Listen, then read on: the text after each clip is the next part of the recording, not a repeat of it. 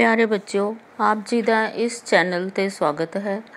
अज असी आधुनिक पंजाबी कविता नूं नवीं दशा ते दिशा देण वाले प्रोफैसर मोहन सिंह जी द्वारा लिखी हुई कविता ताज महल पढ़ांगे। इस विच बच्चों इस कविता नूं दो वख-वख दृष्टिकोणां दे नाल चितरिया गया है। इस दे तहत पहला ताज महल की सुंदरता का प्रभाव चितरिया गया है, फिर उसनूं बनाउण विच लगे लखां गरीबां अते मजदूरां ते होए शोषण का वर्णन है। दुध चिट्टियां रंगदार मरमरां दे गल घत के बाहीं, सुहल पतलियां चनदियां रिशमां सुतियां बेपरवाही। इस विच बच्चों कवि कह रहा है कि चांदनी रात विच ताज महल इस तरह प्रतीत हुंदा सी जिवें दुध चिट्टियां रंगदार संगमरमर दियां सिलां दे गल बाहां पाके चन्न दियां सुहल ते पतलियां पतलियां रिशमां बेपरवाह होके सुतियां पईयां सन। बिरछां बूटियां दे परछावें नशियां नाल गड़ुंदे घाह दे सुहल सीनियां उत्ते स्वाद स्वाद हो उंगे।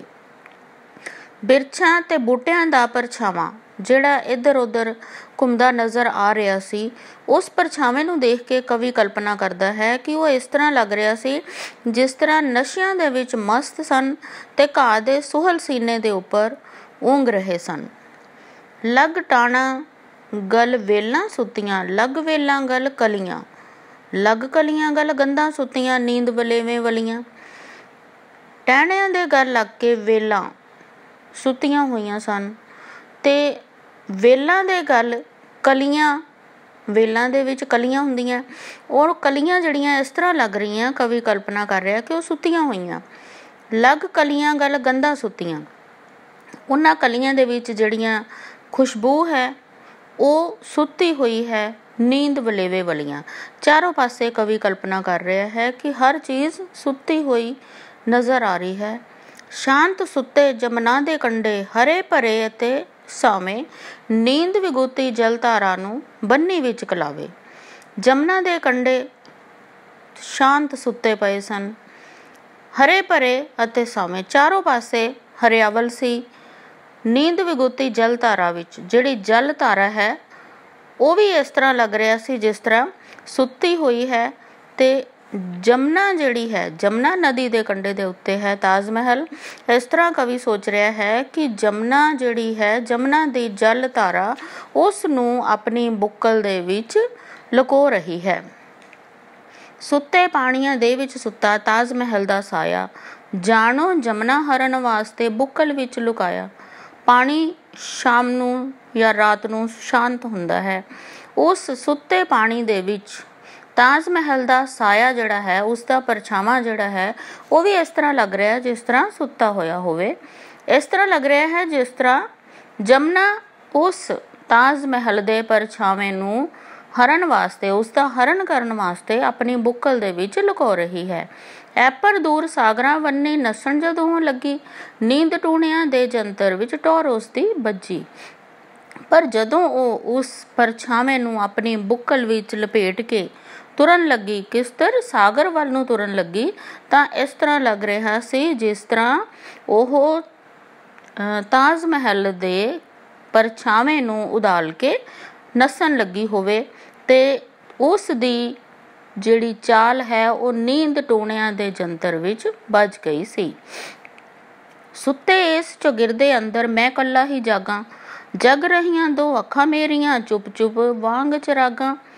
चारों पासे कुदरत सुती हुई नज़र आ रही है और इस दे विच की महसूस कर रहा कवि कि मैं कल्ला ही जाग रहा, एक मैं जाग रहा ते एक मेरियां दो अखां जाग रही जिहड़ियां इस तरह लग रही जिस तरह दो चिराग जल रहे होण। गुंबद दियां उभारां उत्ते मस्त आईयां अलसाइयां, फिर रहियां सन नज़रां मेरियां सुहज स्वाद तरहाइयां। मैं अपने अलसाई हुई नज़र दे नाल उस गुंबद दे, ताज महल दे गुंबद दे उभारां दे उपर देख रहा सी ते मेरियां नज़रां तरहाइयां होईयां उस सुंदरता नूं देखदियां इधर उधर घुम रहीआं सन। तक तक कसब हुनर मुगलां दा हैरत वधदी जावे, शाह जहान दे सुहज स्वाद नूं लूं लूं पिया सलावे। ਤਾਜ ਮਹਿਲ ਦੀ ਸੁੰਦਰਤਾ ਨੂੰ ਦੇਖ ਕੇ ਮੇਰੇ ਮਨ ਵਿੱਚ ਕੀ ਆ ਰਿਹਾ ਸੀ ਕਿ ਮੁਗਲਾਂ ਨੇ ਕਿੰਨੀ ਸੁੰਦਰ ਚੀਜ਼ ਬਣਾਈ ਹੈ, ਤੇ ਇਹ ਸੋਚ ਕੇ ਮੇਰੀ ਹੈਰਤ ਹੋਰ ਵੱਧ ਰਹੀ ਸੀ। ਔਰ ਮੈਂ ਕੀ ਸੋਚ ਰਿਹਾ ਸੀ, ਸ਼ਾਹਜਹਾਂ ਦੇ ਸੁਹਜ ਸਵਾਦ ਨੂੰ ਲੂ ਲੂ ਪਿਆ ਸਲਾਵੇ। ਮੇਰਾ ਲੂ ਲੂ ਸ਼ਾਹਜਹਾਂ ਦੇ ਉਸ ਸੁਹਜ ਸਵਾਦ ਦੀ ਸੁੰਦਰਤਾ ਨੂੰ, ਉਸ ਤਾਜ ਮਹਿਲ ਦੀ ਸੁੰਦਰਤਾ ਨੂੰ, ਉਸ ਬਣਾਉਣ ਵਾਲੇ ਦੇ ਵਿਚਾਰਾਂ ਨੂੰ ਸਲਾਹ ਰਹੀ ਸੀ। ਇੰਨੇ ਨੂੰ ਗੁੰਬਦ ਦਾ ਆਂਡਾ ਟੋਟੇ ਟੋਟੇ ਹੋਇਆ।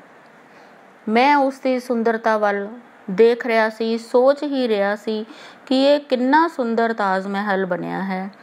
ਤੇ ਥੋੜ੍ਹੀ ਦੇਰ ਵਿੱਚ ਹੀ ਮੇਰੇ ਨਜ਼ਰ ਦੇ ਅੱਗੇ, ਬੱਚੋ ਕਲਪਨਾ ਦੇ ਵਿੱਚ ਹੀ ਕਵੀ ਸੋਚ ਰਿਹਾ ਹੈ ਕਿ ਮੇਰੇ ਨਜ਼ਰਾਂ ਦੇ ਅੱਗੇ ਇੰਨੇ ਨੂੰ ਗੁੰਬਦ ਦਾ ਆਂਡਾ, ਉਸ ਗੁੰਬਦ ਦਾ ਆਂਡਾ ਜਿਹੜਾ ਆਂਡਾ ਰੂਪੀ ਗੁੰਬਦ ਬਣਿਆ ਹੋਇਆ ਹੈ, ਉਹ ਟੁਕੜੇ ਟੁਕੜੇ ਹੋ ਗਿਆ।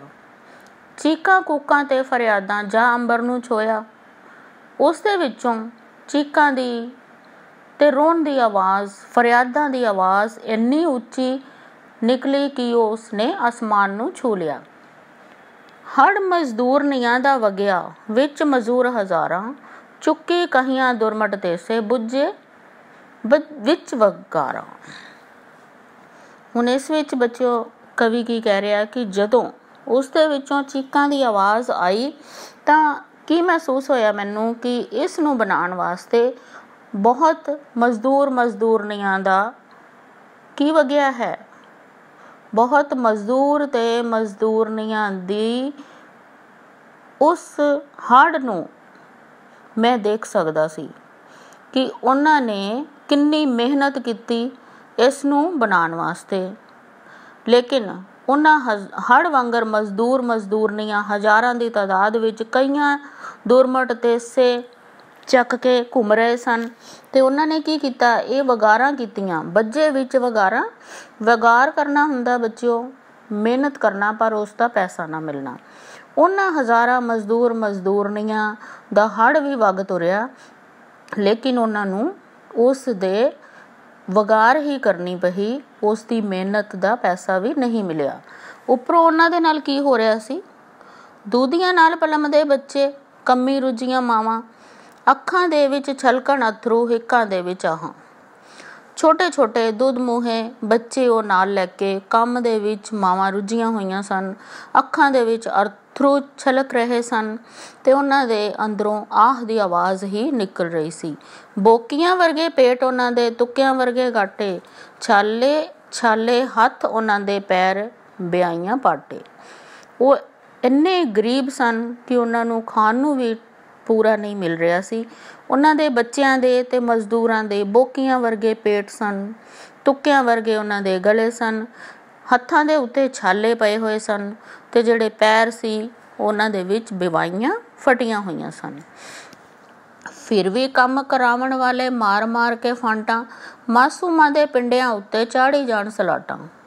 ਫਿਰ ਵੀ ਜਿਹੜੇ ਉਹਨਾਂ ਕੋਲੋਂ ਕੰਮ ਕਰਵਾਉਣ ਵਾਲੇ ਲੋਕ ਸੀ ਉਹ ਕੀ ਕਰ ਰਹੇ ਸੀ, ਉਹਨਾਂ ਮਾਸੂਮਾਂ ਦੇ ਪਿੰਡਿਆਂ ਦੇ ਉੱਤੇ ਛਾਂਟੇ ਮਾਰ ਮਾਰ ਕੇ ਸਲਾਟਾਂ ਚਾੜੀ ਜਾ ਰਹੇ ਸਨ। ਸਲਾਟਾਂ ਕੀ ਹੁੰਦੀਆਂ, ਲਾਸ਼ਾਂ ਪਾ ਦੇਣੀਆਂ। ਏਦਾਂ ਮਜ਼ਦੂਰਾਂ ਦੀ ਝਾਕੀ ਜਦ ਮੈਨੂੰ ਦਿਸ ਆਈ, ਨਾਲ ਪੀੜ ਦੇ ਕਲਵਲ ਹੋ ਕੇ ਰੂਹ ਮੇਰੀ ਕੁਰਲਾਈ। ਇਸ ਵਿੱਚ ਕਵੀ ਲਿਖਦਾ ਹੈ ਕਿ ਤਾਜ ਮਹਿਲ ਦੀ ਉਸਾਰੀ ਕਰਨ ਵਾਲੇ ਮਜ਼ਦੂਰਾਂ ਤੇ ਮਜ਼ਦੂਰਨੀਆਂ ਦੀ ਹਾਲਤ ਵਗਾਰ ਤੇ ਭੁੱਖ ਕਾਰਨ ਬੜੀ ਦਰਦਨਾਕ ਸੀ, ਪਰੰਤੂ ਕੰਮ ਕਰਾਉਣ ਵਾਲੇ ਉਹਨਾਂ ਉੱਪਰ ਰਤਾ ਤਰਸ ਨਹੀਂ ਸਨ ਖਾ ਰਹੇ। ਉਹ ਉਹਨਾਂ ਮਾਸੂਮਾਂ ਨੂੰ ਛਾਂਟੇ ਮਾਰ ਮਾਰ ਕੇ ਉਹਨਾਂ ਦੇ ਪਿੰਡਿਆਂ ਉੱਪਰ ਲਾਸ਼ਾਂ ਪਾਈ ਜਾ ਰਹੇ ਸਨ।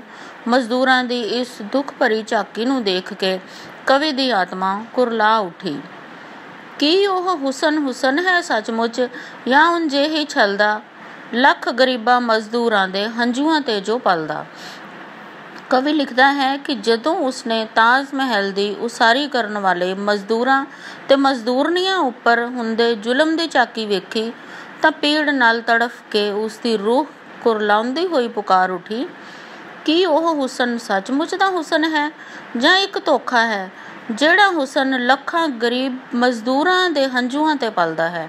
ਅਰਥਾਤ ਅਜਿਹੇ ਹੁਸਨ ਨੂੰ ਸੱਚਮੁੱਚ ਦਾ ਹੁਸਨ ਨਹੀਂ ਕਿਹਾ ਜਾ ਸਕਦਾ ਜੋ ਲੱਖਾਂ ਗਰੀਬ ਮਜ਼ਦੂਰਾਂ ਦੇ ਹੌਕਿਆਂ ਤੇ ਪਲਦਾ ਹੈ।